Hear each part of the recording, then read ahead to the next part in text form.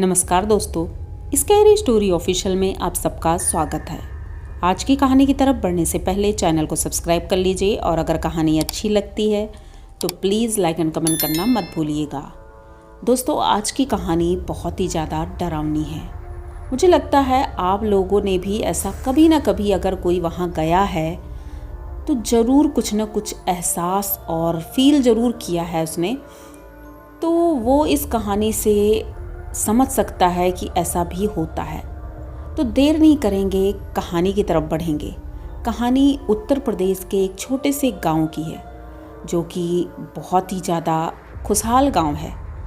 लेकिन उस गांव में इस समय कुछ दिनों से ऐसी सुगबुगाहट सी है कि जो उनके गांव के किनारे एक शमशान घाट है, क्योंकि वहाँ कोई गंगा नदी नहीं है दूर दूर, तो इसलिए वो लोगों ने एक शमशान घाट बना रखा है। तो वहीं पर सबका क्रियाकर्म होता है। तो वहाँ पर कहते हैं कि कुछ नेगेटिविटी लोगों को फील होने लगी है, क्योंकि पहले ऐसा कुछ भी नहीं था। वो तो मुक्ति द्वार है, वहाँ पर लोगों को मुक्ति मिलती है।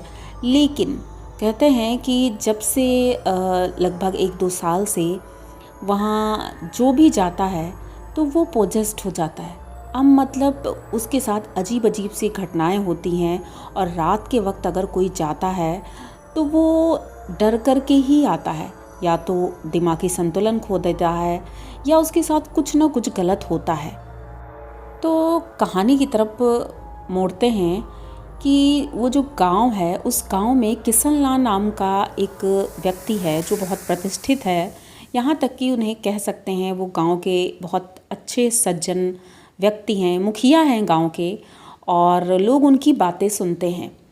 एक दिन अचानक उनकी मौत हो जाती है। वो कुछ कहना चाह रहे थे, उनका बेटा बाहर रहता है, लेकिन अटैक की वजह से वो कह नहीं पाते हैं और उनकी मौत हो जाती है। अब उनकी पत्नी और उनकी बहू थी, वो घर में ही थी, बेटा बाहर था। उनकी मौत हो जाती है। गांव के लोग उन्हें क्रियाकर्म के लिए ले जाते हैं। दूसरे दिन उन्हें वहाँ पर जलाते हैं। जो भी मतलब वहाँ किया जाता है वो सब करते हैं, अब हम कह नहीं सकते हैं। उसके बाद जब वो लोग वहाँ से वापस आ रहे थे, उन्होंने महसूस किया कि जब वो जला कर वापस आ रहे थे तो वो बॉडी चिता के ऊपर बैठी हुई थी। जब इन लोगों ने पलट कर देखा, अचानक से फिर से वो लेट जाती है। ये थोड़ा अजीब था, क्योंकि ऐसा कभी नहीं होता है, बहुत ही ज़्यादा रेयर केस में होता है। लेकिन ऐसा नहीं है कि ये चीज़ें मुमकिन हो। लोगों को लगा शायद हमारा भ्रम है, वो आग इतनी तेज़ है, इस वजह से ऐसा लग रहा होगा। अब उनका बेटा आ तो गया था, उसी ने सब क्रियाकर्म किया, लेकिन मरते वक्त वो नहीं था। वो क्या कहना चाह रहे थे ये चीज़ें नहीं पता थी। उनका बेटा वहाँ पर बैठे बैठे रो रहा था। गांव के सभी लोग वहाँ से शमशान घाट से जा चुके थे। शाम हो गई थी, वो तब भी बैठा था, क्योंकि 3-4 बजे ही उसे ले जाया गया था बॉडी को। और जब शाम हो गई तो उनका जो बेटा था, उसका नाम ललित था, ललित को लेने के लिए उनका एक दोस्त जाता है। उन्हें समझाता है, शांत करवाता है कि जो होना था हो गया है, भगवान की मर्जी के आगे कोई नहीं चल सकता है। ललित रोता है और अपने दोस्त के गले लगता है, उठकर खड़ा होता है और कहता है कि मैं अपने पिताजी से लास्ट टाइम नहीं मिल पाया। पर उसका दोस्त उसे समझाता है कि चलो ठीक है, तुम घर चलो और सब ठीक है, तुम घर चलो, घर वालों को भी संभालना ज़रूरी है, माँ है और उन्हें संभालना तो बहुत ही ज़रूरी है, उनकी तबीयत भी ठीक नहीं रहती है। ललित आंसू पोंछता है और दोस्त के साथ चल देता है। अभी कुछ ही दूर चला था कि अचानक से उसे महसूस होता है कि उसके पीछे पीछे कोई आ रहा है। वो पीछे मुड़कर देखता है, पीछे कोई भी नहीं था। और कहते हैं जब भी शमशान घाट से वापस आओ तो पीछे मुड़कर नहीं देखना चाहिए। ललित ने यही गलती कर दी थी। अब वो जब आगे चल रहा था तो उसे लग रहा था कि शायद उसके साथ कोई है, किसी का हाथ उसके हाथ से टच हो रहा था। ललित अपने दोस्त का हाथ पकड़ के उसके घर ले जाता है। उसका दोस्त ललित अपने घर जाता है और बहुत माँ रो रही थी, उनको शांत करवाता है। उसके बाद पड़ोस की चाची, जो उनका दोस्त था, उनकी मम्मी खाना लेकर आती हैं और कहती हैं खाना नहीं खाओगे तो आज आगे की ज़िंदगी कैसे चलेगी। मतलब कई तरह से लोग समझाते हैं और थोड़ा थोड़ा खाना खिलाते हैं उन्हें। वैसे तो वो खाना नहीं खाते हैं, थोड़ा बहुत खाते हैं। उसके बाद वो तो दुखी ही थे। और रात हो जाती है बहुत ज़्यादा, तो सब सोने लगते हैं। नींद किसे आ रही थी? नींद तो किसी को भी नहीं आ रही थी, लेकिन सभी सोने की कोशिश कर रहे थे। कुछ रिश्तेदार भी थे जो छत पर लेटे थे। ललित उस कमरे में लेटा था जहाँ उनके पिताजी लेटते थे। वो लेटा था, सोने की कोशिश कर रहा था और आगे बहुत सारे काम हैं, वो सारी चीज़ें सोच रहा था। तभी अचानक से उसे किसी के खांसने की आवाज़ आई। वो तुरंत समझ जाता है ये मेरे पिताजी की आवाज़ है। वो उठकर बैठ जाता है और कहता है पापा।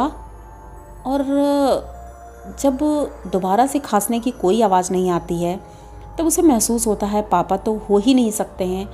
लेकिन अब उसे लग रहा था कि कमरे में पापा है, क्योंकि पापा जो इत्र लगाया करते थे, उनको बहुत शौक था इत्र लगाने का। उसकी खुशबू बहुत तेज़ आ रही थी। लेकिन उनके पापा तो मर चुके थे ना। ये सोच करके ललित फिर से सोने की कोशिश करता है। लेटा था, थोड़ी देर बाद उसके सर पर महसूस होता है किसी ने हाथ फेरा है। अब ललित समझ जाता है मेरे पापा हैं। वो उठकर बैठता है और रोने लगता है कि पापा आप हमें छोड़कर क्यों चले गए। तो उसे मतलब महसूस तो हो रहा था पापा हैं, लेकिन दिखाई कुछ नहीं दे रहा था। तो वो सो जाता है। दोबारा सपने में देखता है कि उनके पापा कहते हैं कि बेटा मैं तुमसे मिलना चाहता था लेकिन मिल नहीं पाया। मैं तुम्हें कुछ बताना चाहता था, उनकी प्रॉपर्टी के कागज़ वगैरह जो भी उन्हें बताना था उन्होंने सपने में बताया। लेकिन ललित कहता है कि पापा मुझे कुछ भी नहीं चाहिए था, बस आप चाहिए।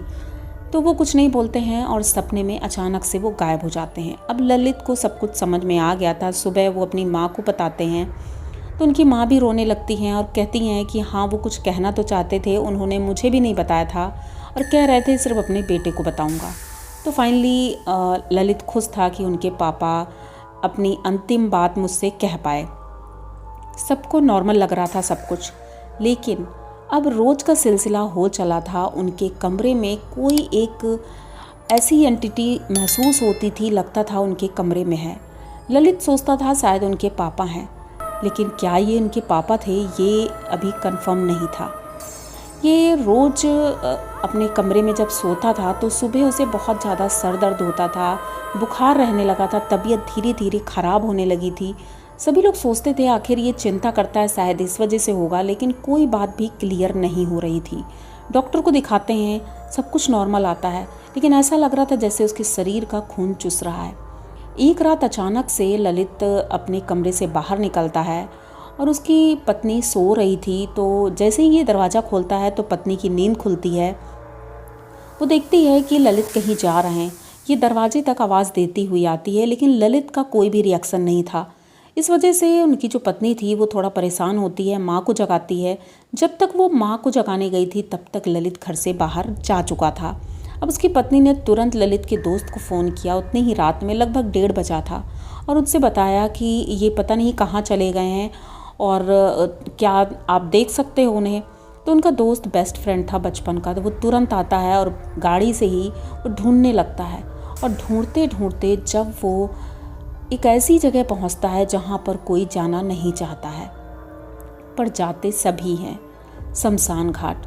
गांव से ज़्यादा दूर नहीं था, गांव के किनारे ही था, इसलिए वो वहां पहुंचा और उसने सोच लिया था कि शायद ललित वहां गया होगा क्योंकि परेशान है पापा के मरने के बाद, तो वो हो सकता है वहां गया हो।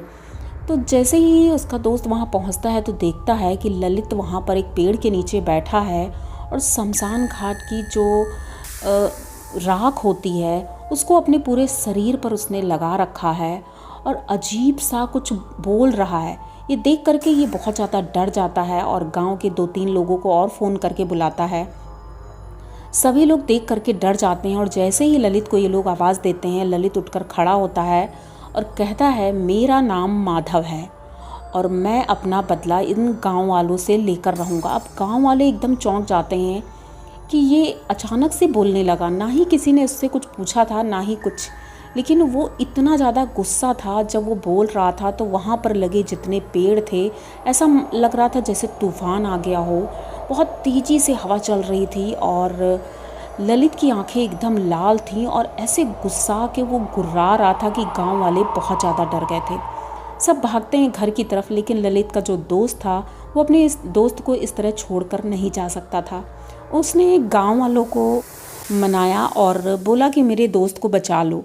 जिनमें से कुछ लोग तो रुक गए। वो ललित को शांत करने की कोशिश कर रहे थे और पूछ रहे थे आखिर तुम्हें क्या दुश्मनी है, उस बच्चे को छोड़ दो। काफ़ी देर मन्नतों के बाद वो किसी तरह से शांत होता है।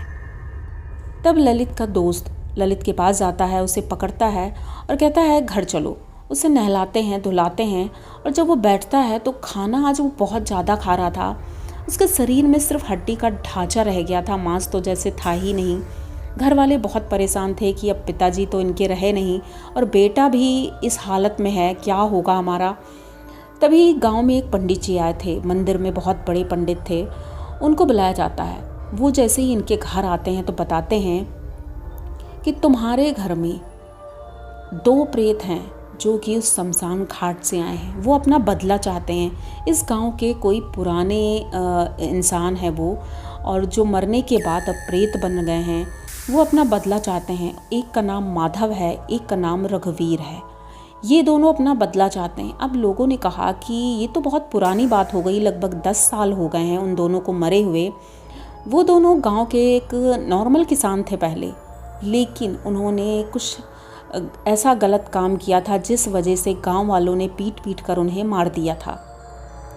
पर बाद में पता नहीं चला कि वो सच था या झूठ था, लेकिन गांव वालों ने जो देखा था कि उन दोनों ने किसी लड़की के साथ गलत काम किया था, इसलिए गांव वालों ने उन्हें मारा था। अब पंडित जी कहते हैं कि ठीक है, हम पता लगाते हैं। अब ललित के शरीर में वो दोनों आत्माएं बारी बारी से आती हैं और बताती हैं कि हम दोनों निर्दोष हैं, उस लड़की ने हमारे ऊपर गलत इल्ज़ाम लगाया है और हम दोनों ने ऐसा कुछ भी नहीं किया था। गांव वालों ने हमें इतनी बेरहमी से मारा था कि हम लोग तुरंत ही मर गए थे। अब हमें बदला चाहिए कि गांव की जितनी लड़कियां हैं एक एक करके हम उन सब को मारेंगे इस ललित के शरीर में आकर। अब गांव वाले बहुत ज़्यादा डर जाते हैं। उस लड़की को बुलाया जाता है। जैसे ही वो लड़की इनके सामने आती है, ललित उसके ऊपर एकदम झपट पड़ता है, उसका गला पकड़ के दबाने लगता है।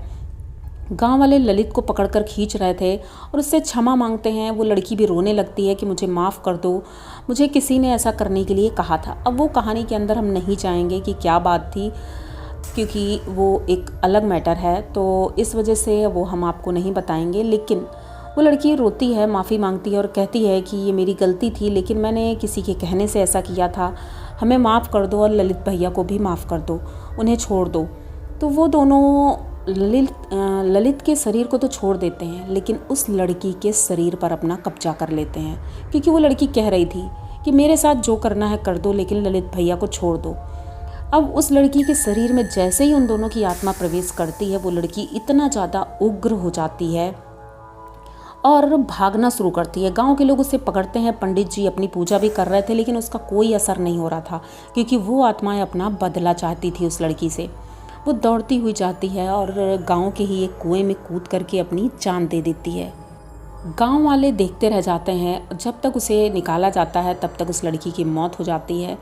कहते हैं उस दिन के बाद से वो दोनों आत्माएं तो गांव में नहीं दिखी, लेकिन शमशान घाट में आज भी लोग जाने से डरते हैं। ललित तो पहले ये सोच रहा था कि शायद उनके पिताजी हैं, लेकिन उनके पिताजी को मुक्ति मिल गई थी, क्योंकि उन्होंने अपने मन की इच्छा ललित से बोल दी थी। उसके बाद से उनके पिताजी कभी भी नहीं दिखे और ललित उसके बाद से उस शमशान घाट में शाम के बाद तो कभी गया ही नहीं। और गांव के लोग आज भी डरे हुए रहते हैं। तो आप लोगों को ये कहानी कैसी लगी? अगर अच्छी लगी हो तो प्लीज़ चैनल को सब्सक्राइब करिए, लाइक कमेंट करिए, शेयर करिए और बने रहिए हमारे साथ। मिलते हैं फिर किसी नई कहानी में, तब तक के लिए डर